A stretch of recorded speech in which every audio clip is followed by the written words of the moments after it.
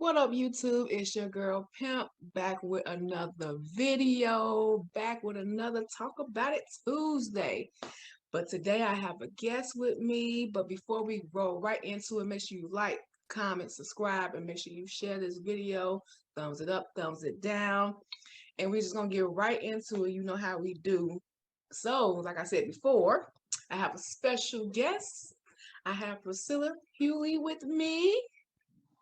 And we're going to touch on a lot of current events, and then we're going to get into the mental health. But before we do that, go ahead, introduce yourself, girlie. Let them know who you are and where you're from.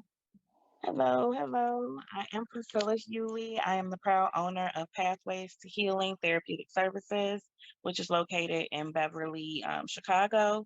I do both in-person and virtual sessions.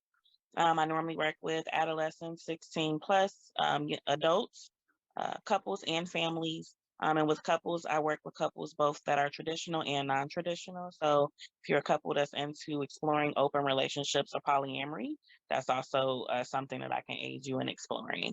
But yeah, like really excited to be here today and looking forward to digging into these topics and mental health a bit. Awesome sauce. Oh, you do a lot. I didn't realize that. Mhm.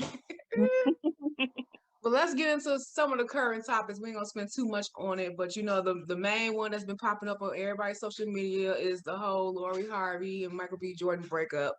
Mhm. I'm trying to figure out what's the big deal. The girl been living her best life, in my opinion. Absolutely. I feel like I was kind of in the same boat when they stated that they separated and that they had been together over a year. I saw things that floated like she wasted his time, that she for the streets and things like that. And I think I even saw something along the lines of Steve Harvey should be disappointed in her. And then went, searching a little bit to learn a little bit more about who she was. And I'm like, she's 25. Mm-hmm. I don't know about you, but when I look at my life at 25, I wasn't thinking about marriage. I Right. was here kind of like I ain't have nearly as much money as Lori, but I was out here living my best life. So I think that there's a very different standard with women who are out here exploring and figuring out what works for them and what doesn't Mm-hmm. versus when men do it. Because there's a lot of men that, if we want to be honest, are the male version of Lori Harvey, but they get no slack for exploring as many women as they want to explore until they feel like they want to lock it down. When a woman does it, it's literally brutalized. Oh, how dare do such things? So I think that I was just a little confused as well. I was like, I don't really get the big deal. She's 25. If she wasn't ready to get married and he was, the proper thing to do was to step away and say, this is not what I want. Mm-hmm. And I think they Yeah. both did it amicably. So why the internet went into such an uproar, I was still very kind of lost on. So being truly honest. And then I feel like she's been honest from the beginning, even with everybody she's been with. Like, I'm not looking for no commitment and nothing like that. I think with Michael B. Jordan, I think she kind of grew to really like him. And that's why they started the relationship thing. And I still feel like Michael, even though he knew what she was on, still thought, well, I'm still gonna try to propose to her anyway. And it's like it Mm-hmm. don't work on y'all time. I think that's a lot Mm-hmm. of men problem. They want us to work on their time, and just like that's not how it works. Especially if somebody's telling you up front, this is what I'm on. We can see where it leads, but if I feel like you getting, like you said, you getting okay, let me step back because obviously we on two different things. Because I think as people be together for years and years, they don't understand that people change. You know Mm-hmm. what I mean? So you have to change with that person that you were with. You have to. That's why I was with Jada Pinkett when she said that when we'll reevaluate our sex life because it changes over time. I may not like it how I did 10 years ago. Absolutely. And for some women, as we get older, sometimes that shit hurt. A lot of men think Mm-hmm. that's feeling good. No, sir, that hurts. Yeah, And no. our body changes after having kids Mm-hmm. and stuff I like agree. that. Yep, I agree. And I also think there's another element that has to be explored about that as well. I really wanted to applaud Lori Harvey because it was very clear that she honestly cared very deeply for him. But Mm-hmm. kudos to you for being true to yourself and standing up for yourself and saying, this is not what I want. No matter how much I may care about you, this is not what I want for myself. What if she would have just did what everybody, quote unquote, on social media was saying she was supposed to do and married or said she was going to marry this guy when that wasn't what she really wanted? It could have ended catastrophically. So, Mm-hmm. um, I think that she's kind of ahead of the ball in reference to how she carries herself and, the fact that she's living in her truth. I say kudos to Lori, and more of us need to be more like Yeah, and I was happy that Steve took up for her. her. He's like, this is what I'm talking about. Think like a man, but act like a lady and think like a man. Like at the end of the day, if this is not what you want, then you got to move around. Yep, absolutely. And I love that he said he was Team Harvey, which, I mean, he was like, I'm Team Corey. Whatever makes her happy. And he also made very clear, and I don't have no beef with Michael either. Hmm. If it didn't work, then it doesn't work, and that's that. So I just thought that was really great that he, made very clear to support both of them and support their decision. Yeah, and then she might be, but I think a lot of people assume that she's sleeping with all these people. Like once again, she might be. She might be. I know she definitely was sleeping with Michael. You had to be because y'all was together for a year. I know definitely Future. I feel like Future was a bitch with the whole situation. Hmm. Because he didn't like what was done to him that he do to other people all the time. Yeah, that's why he got that new song out here. She thinks she me or something. Yeah, yeah, and she actually is you, and she doing it better. Mhm. I tell my male friends all the time, I'm like, y'all just think y'all so slick, but we invented the game. You know, Absolutely. I tell them all the time, I'm like, you may think that your wife didn't do X, Y, and Z when y'all was together. I always use the best man in prime example. You can't go around here sticking your dick in every type of bitch and think she gonna constantly forgive you and not get her get back. The thing is, we don't brag about our get backs. You Absolutely. I know, think the men forget we in my mind, we created this. If we created you, we created this. So we're just 10 times better at it. That's just all it is. So we 10 times better at it. You're not gonna outplay us. We may do it and you never know, but we gonna get our lick back. we gonna get our lick back. Yes. So yeah, like you said, kudos to Lori Harvey because hey, when I grow up, be just like her. Yeah, I said I need to tap back into my inner Lori. That's what I definitely said. I like her. She's true to herself. She's for herself. Yeah. On to the next topic. Okay, so our boy Nick Cannon, and I said this when he started doing all this stuff with getting all these girls pregnant. I get that he had a life-changing thing with his whole disease and everything. And I think even losing his child maybe increased the urgency for him to have all these kids. But what he's not realizing is you're leaving a legacy, but then you leaving behind kids who you saying that this disease is what it is, they're gonna be fatherless. And then how are you Absolutely. spending all this time with them? And then I was just reading recently today that he got what 2 or 3 more on the way at the same time. That's not cool. Sorry for the background noise. I'm just grabbing a charger here. Um, yeah, I definitely think that he has taken the concept of sowing his royal oats maybe a little too literally, in my opinion, at this point. I think that it's okay, he's definitely a man who is quite capable of supporting Hmm. his children, but then you have to kind of look at like how much is too much because I don't know. Anytime that I think about Nick Cannon, it makes me think about Kiki Wyatt. Hmm.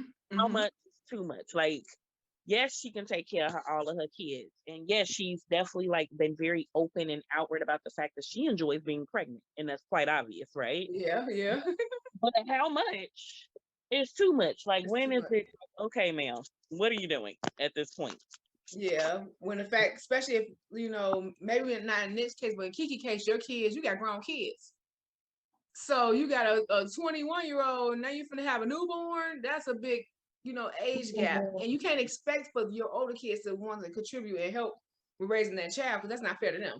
They trying to live their Absolutely. own life and go to college and or do whatever they trying to do, experiment with life. Because I Yeah. think that's what So some parents think. Oh, the I've siblings even will help had out. it. I've even had it thrown out there like when do you reach a space where maybe like someone was like, I think that after so many kids, you should have to go through a psych evaluation to determine what now is the motive behind you having this many kids. When we're looking at the concept of the cost of living, we know that we're experiencing a great deal of inflation at this point with everything. Yeah. Um, so if you still out here just popping out kid after kid after kid after kid, like now at this point, what is the reason why you're doing this? Is it simply that you just like being pregnant? Or is there something deeper, under play that maybe needs to be tapped into? Hmm. With Nick, I feel like that maybe there was some level of trauma that needs to be explored a little further with him that he's trying to maybe mask Yeah, with which popping it he out. is in a therapist. He is in a Yeah. therapist. I will say that. Yeah. So, I think that the hard part about it is therapy has been considered so taboo in the African American community for a very long time. I mean, think about our grandparents saying things like, "You're not depressed, you just sad, and you just need to pray about it. You need to go lay it at the altar and lay it in God's hands, and it'll be fine." You Hmm. know, or people saying, "Hey, I want to go to therapy," and they like, "Black, we don't go to therapy. We don't do that." Hmm. So like it's been such this taboo thing, which I'm very grateful has now turned a new leaf, and I believe more and more people are coming to therapy, which is so heartening to experience. More people are coming, both women and men, saying, "Look, this is something that prayer alone is just not Gonna help. doing for me, right?" Hmm. Um, and I tell people too, just on a whole different thought process, if God created everything and therapy exists, doesn't that mean that he had his hand in it? So Yeah. where did it become this taboo thing? But I digress. With Nick Cannon, I'm glad to hear that he's in therapy. There's something that's going on with him, and there's a reason why he's just out here procreating like crazy. And it's Hmm. just right. If he got the money, great. But it is suspicious now. Like you have all these kids, you got multiple people pregnant at one time. What's going on within you that's what you feel like needs to happen? That needs to happen. Yeah. Besides the whole disease thing, because I think it's like you said, it's bigger than that. And then for me, I had to put some of the I had to put some of that on the women too.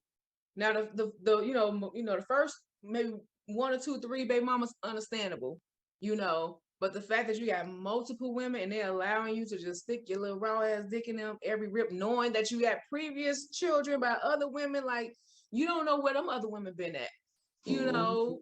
it, that's my whole thing. Hold him accountable. Like, wait a minute. I mean, maybe they do have a conversation before they have. I'm hoping that they do have a conversation. He's telling them, where I'm doing this because I feel like I'm gonna die soon. I want to make sure my legacy. Maybe he is having that conversation, but if he's not having that conversation, then I'm gonna have to put it on the women because it's like, what you really in it for? Are you? Because I mean, you still have kids to raise, so I hope it's Absolutely. not about no financial gain. Because with all these kids, how much money? How long you think the money gonna stretch? You That's know. definitely my thought process. Okay, so maybe these women are thinking that they can gain some type of financial up that they wouldn't have access to without. But once again, money only stretches so far. We just talked about the fact that everything costs more with inflation. Um, what do you expect them to happen? And although Nick is a very smart businessman, he's done a Yes, very he good is. job of Yeah, managing his business affairs. I'm quite certain that I don't know his exact net worth, but I'm sure it's up there. it's up there. Um, Yeah. yeah. So like I'm sure he's going to leave his children an inheritance, but that's a lot of kids to split money and assets and things between. So I'm with you at some point, are you guys entering into this agreement with both parties being very clear on what is expected before because hey, I mean, if you in it for the money and you just like, hey, I can have a baby with anybody, but what if it say have a baby by me, baby, be a millionaire? If that's what you want, okay, then as long as you're clear about that, great. Hmm. But once again, when Nick leaves here, are you in a position then to continue to take care of your baby? Right. Because we all know $1 million ain't cutting it no more. Not nowadays. Mm-mm. It's like having $100,000 nowadays. Absolutely. So it's a lot to kind of explore and unpack in reference to that topic. Um, yeah, I don't know. I think at this point I'm still very concerned about the mental health of both Nick and Kiki Wyatt. I think we've all known Kiki a little I don't want to call her crazy, but she's definitely done some questionable things. So Barry's also in therapy and exploring what needs to happen for her to get to a space where they not, because literally between the two of them, they both popping out babies like Skittles, and some need to give here. Well, I mean, yeah, ooh, child. Yeah. So, there's been a whole bunch of not a whole bunch, but it's been a couple of school mass shootings lately. And you know me, I'm into the whole 2A gun thing or whatever, but I do Hmm. believe it should be some type of regulations, um, especially as dealing with the mental. Now they do have something where they flag people with like if they mental or part of like a racist group, this and that, but as you can see, it hasn't been enforced.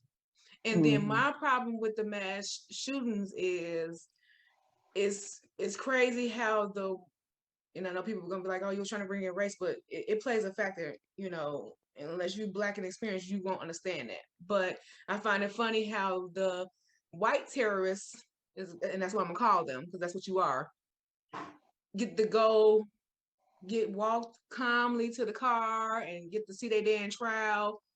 Um, but black or brown instantly get killed, which in my opinion, if you're a terrorist, you out here trying to kill people, then you need to be taken down and killed. Absolutely. I don't care what color you are. But I Hmm. just find it funny that that's what's going on, because it's still like a slap in black people's face. Like this man went to an all black town, literally on a mission to kill black people, written on his gun. Then we had this other kid who it's a Latino community who was clearly mental, had been flagged and went and shot up the school, you know. And then recently, which I find funny, this hasn't been on the news nationwide, up in Duncanville, Texas, I believe it's called, all black community. And they had their teachers are armed.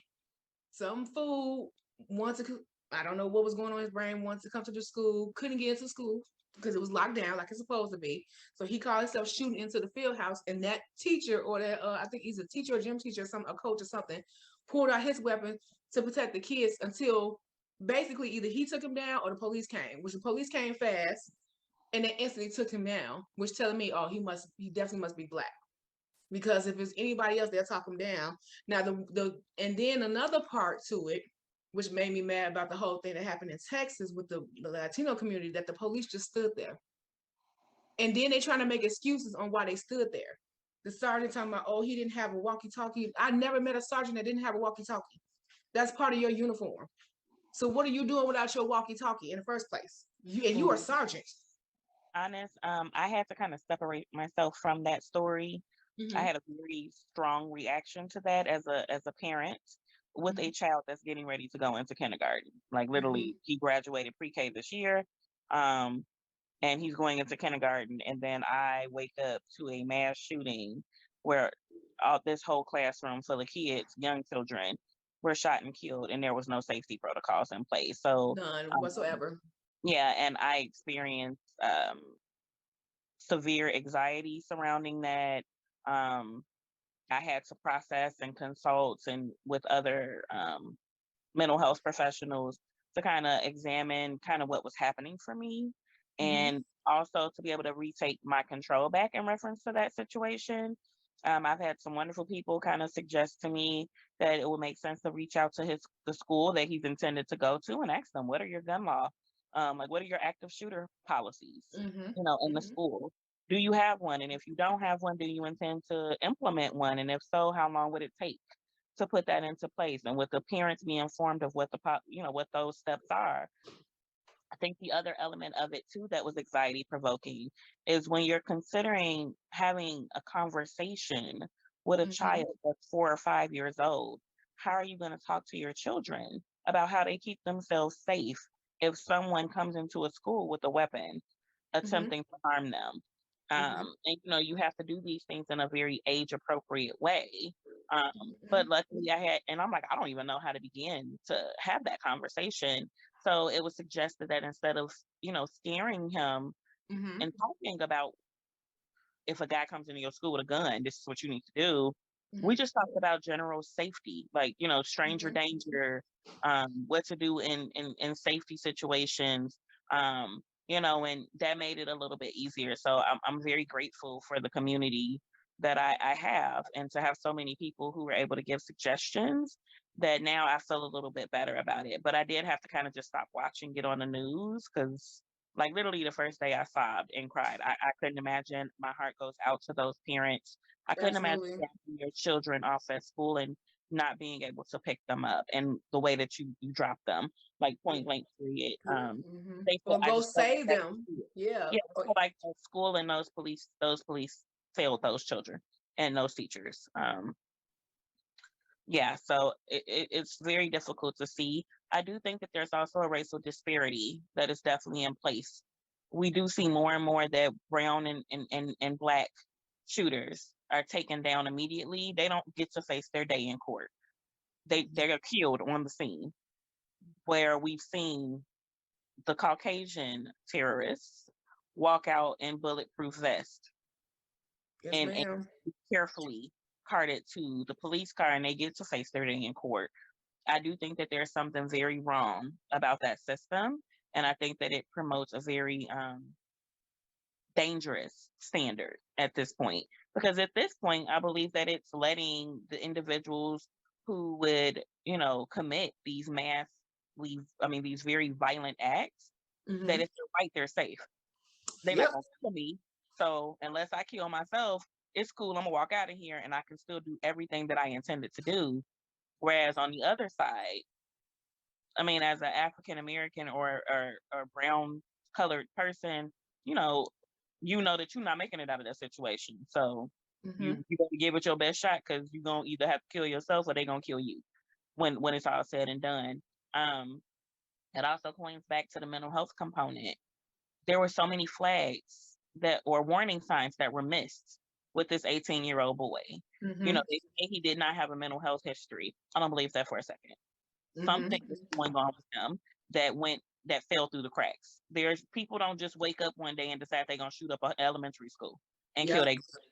Yep. So he was also failed somewhere, Mhm. somehow, and it was help that he needed to get that he obviously did not obtain. So it just goes to show just how important mental health really is.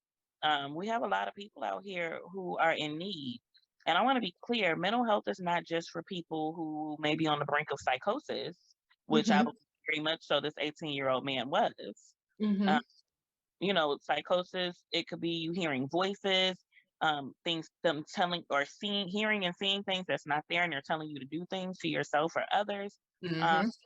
you know, it could be that, but mental health is not just for when you're in psychosis. Literally, sometimes I tell people all the time, consider how you get your car checked out. Don't we get our cars checked out? We get oil changes, we take them in to get a tune up. Like sometimes we as people need a mental tune up. Like we Mhm. might just be going through a really rough patch or experiencing a lot of change and transition in our lives that warrant us to be able to kind of talk that through with someone. One of the things I teach my clients is that I believe all of my clients are the experts of their own life. Sometimes we just need a different perspective. Mhm. It's Mhm. 100% what it is.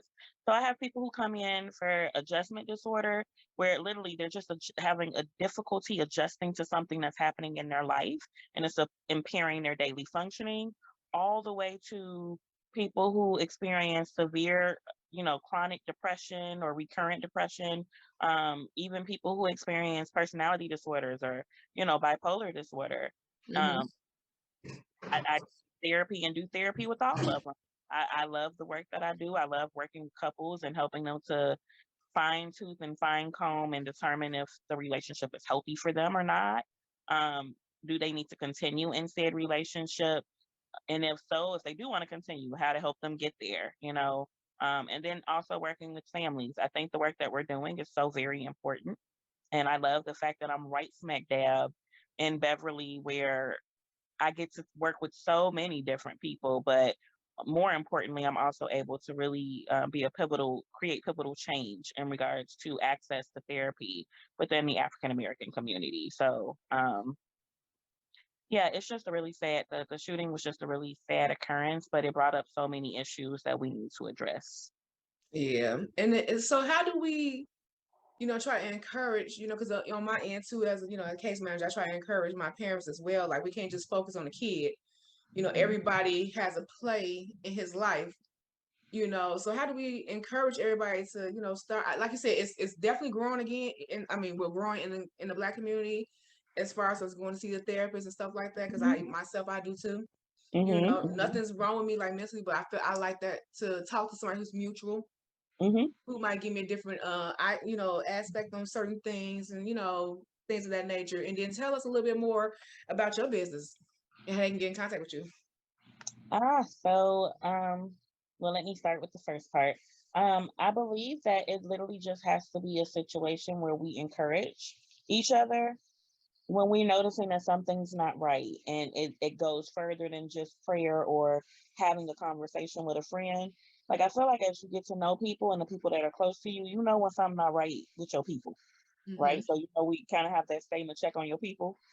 If Yeah. something's not right with your people, being able to say, you might want to go explore this with somebody who's unbiased, and that might be able to help you to process this a little bit further so that you can get back to a space where you're not being impacted in such a negative way.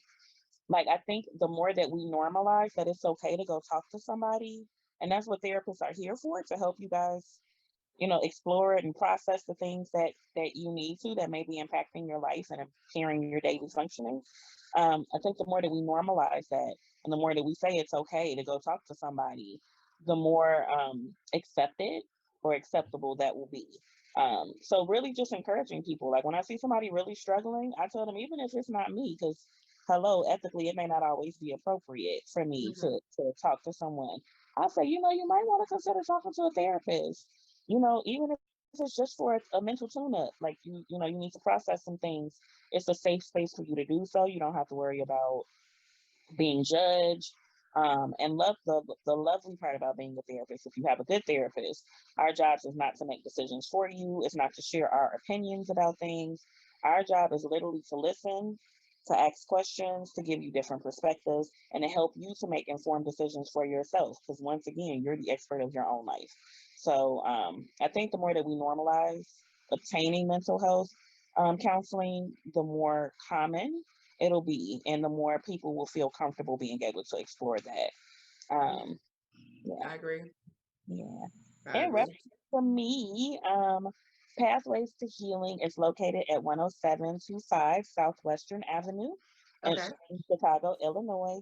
Um, so when you come up to the building that I work out of, there's a name on the building, which is Beverly Therapist. It is a company that I'm connected to.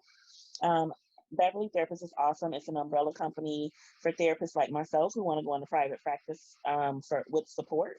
Everybody at Beverly Therapist actually are private practice owners. Every person, even the owners, all of us own our own practices. So Okay.